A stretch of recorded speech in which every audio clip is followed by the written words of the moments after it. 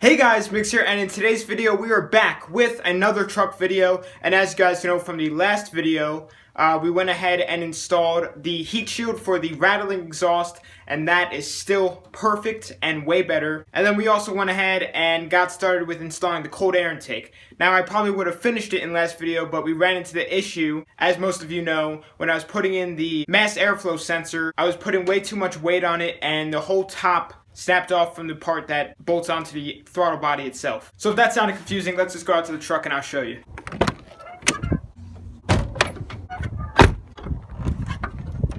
So as I was pushing down on this side to get in the mass airflow sensor, this top part ripped off of this piece.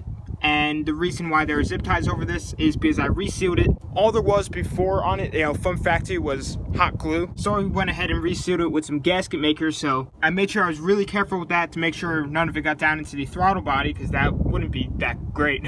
And then I went ahead and just put the zip ties around it just to hold pressure down on it. And it's been curing here for about 2 or 3 days around, which is plenty of enough time, and it feels much sturdier. So today we need to do the rest of the cold air intake and then go ahead and see if it actually makes a power difference. So in last video, I put the GoPro on my head and we did a couple half throttle pulls, just like 15 to 30 and 0 to 30, everything like that, just to get an idea around if there's going to be any torque or throttle sensitivity power increase. So then we'll go ahead and do that today and retime it to see if there's any difference. Instead of assembling the rest of the cold air intake onto what I already have onto the truck, I don't want to risk putting on more pressure onto there and snapping it off again. So behind me I have all the remaining pieces of the cold air intake system, and I'm just going to go ahead and assemble it all at one right here, and then go ahead and then put it onto what I have now onto the engine all at one time, so there won't be as much stress onto it. I don't think that sealant should make it pull up again, because like I said, if there was hot glue on there from factory, then that should be plenty of enough seal to keep it on there and keep all the air from escaping. But anyway guys, let's get started on assembling the rest of the intake system, and then we'll go ahead to installing it.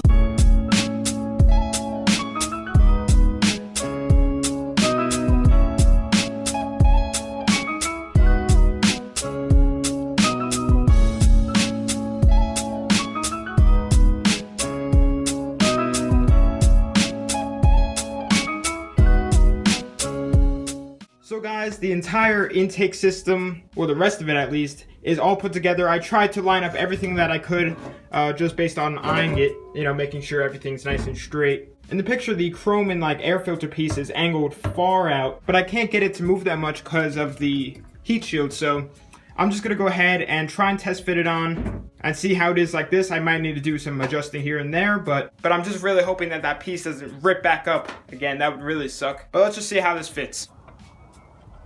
I think I need to take off the heat shield just to clear this radiator hose, so I'm going to do that quick, and then I'll just put on this piece and figure it out from there. So now that that piece is off, now let's try and get this down there.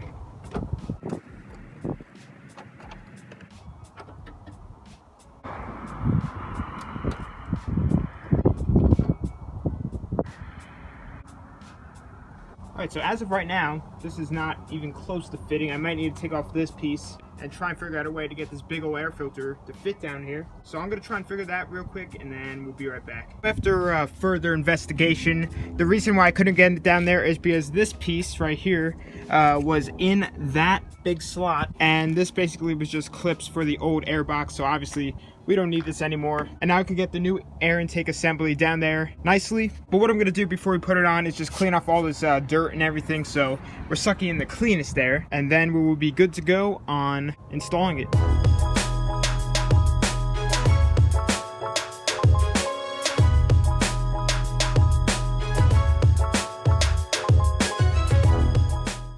The entire cold air intake system is now in, and it looks mean. Everything's all bolted down, all the sensors are plugged in, everything's tightened down.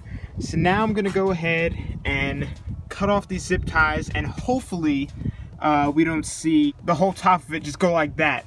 I mean, there isn't that much weight on this side because this side is held up by that little spacer right there, and I think it should be fine. I mean, this thing is not moving and there isn't even that much tension on it, but let's just keep our fingers crossed. All right, and yep, super sturdy. Awesome. So guys, I guess this only means one thing, and that is to fire it up.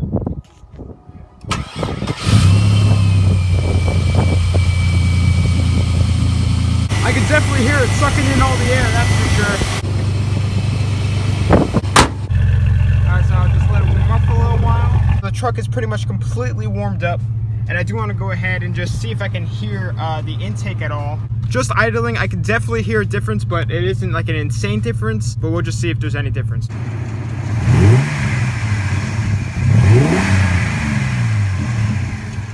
So I did go out to record a couple half-throttle pulls, but after reviewing the footage, I realized that my microphone to my GoPro did in fact break. So this is what everything sounded like.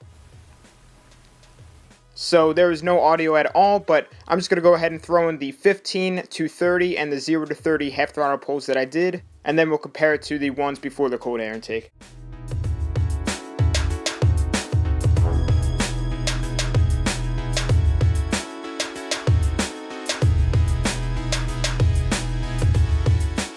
Just got back, so now I just want to double check everything and make sure that it didn't fall off.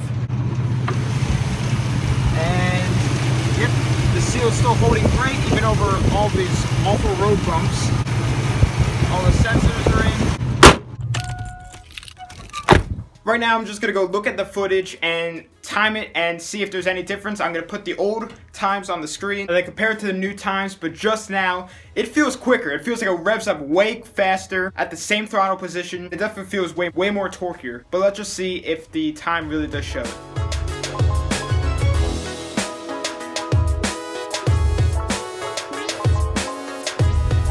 So as you guys just saw, the times with the cold air intake were about 3 thousandths faster. Now obviously this isn't completely accurate, but it is a close indication of if it really does make more power. And I'm gonna go ahead and say that it does make a little bit more power, like barely any more, but there is an increase. But the engine does definitely feel way healthier, especially with the new exhaust on there. And I'm pretty happy that I did install it. So guys, I know that this video is a little bit short, so I'm gonna go ahead and show you all a future mod to the truck that will be happening to it. These are pretty sick. So let me give you a little background. I've actually bought these last summer, and I've just been keeping them stored because they were a really good deal. And my dumb self last summer thought that the rears, their rims, that the rear rims would fit onto my truck. You'll see what I mean right when I show you this. So here are the new rims for the S10. These are Greg Weld rims. You don't really see them often. And these two are the fronts, and they will fit onto the S10 perfectly.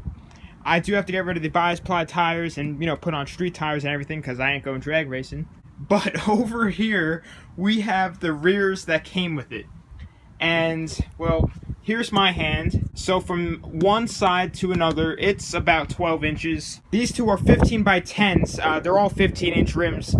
But the back spacing on here is about 7 1/4 inches, which is absolutely insane. And I didn't understand back spacing and offset last summer when I bought these. So to sum it all up, the rears will not fit. So I'm gonna have to go ahead and sell them. But luckily I found an exact match to match the fronts. So it's really no biggie. I am gonna get 15 by 8s for the rears instead of 15 by 10, but it's gonna have a nice looking tire on there, so it's gonna look pretty mean. So definitely stay tuned for when these go onto the truck. I cannot wait to see what it looks like. And one last thing before I end off this video, I want to give you all a quick little update with the Half Scale NASCAR. As you guys may know from one of my last videos with the NASCAR or Midi Cup car, I was having issues with the electric start, so I did go ahead and install a new starter, which did help along with cleaning out inside of the ignition box because it was filled with corrosion and water and everything like that, and cleaning it did fix it. But I'm running into the issue once again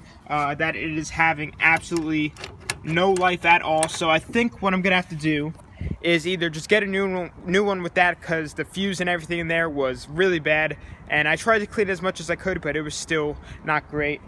And I think I'm also gonna have to get a new battery because over the winter, you know, the cold weather absolutely kills batteries, and this thing is not keeping a high voltage, but it does run. I have been using a pull start to start it, but I definitely want to get that electric start back because once the body is on, it is impossible to pull start it. So be on the lookout for a video with that, and along with that, be on the lookout for a ton more of awesome videos. I have 2 pretty big announcements, which is probably going to be a next video, so stay tuned for that. But anyway guys, I'm going to be ending the video here. Comment down below if you guys are liking truck videos, but dirt bike and motorsport videos are going to be coming back soon. It is beginning to get way warmer outside, summer's on the way, and that means that there's going to be way more videos coming out for you guys soon. But anyway, follow my social medias, they'll be on the outro of this video.